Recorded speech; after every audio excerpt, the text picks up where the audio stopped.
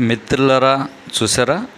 ఇది మన 500 నోటు. ఇప్పుడు 500 రూపాయల నోటు చాలా చిన్న పరిణామంగా ఉంది.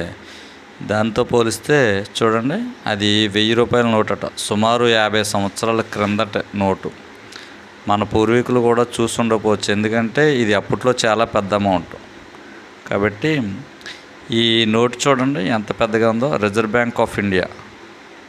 ఎందుకంటే రూపాయికి, రూపాయికి జీతాలకు పనిచేసినప్పుడు 1000 రూపాయల నోటు చూసే అవకాశం ఉండదు. బాగా ధనికులు, ధనవంతులు మాత్రమే ఈ నోటుని చూసుంటారు. వాళ్ళు వాడుకుని దాచుకుని ఉంటారు.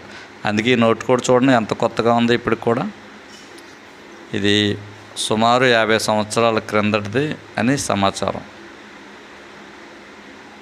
చాలా పెద్ద నోటు.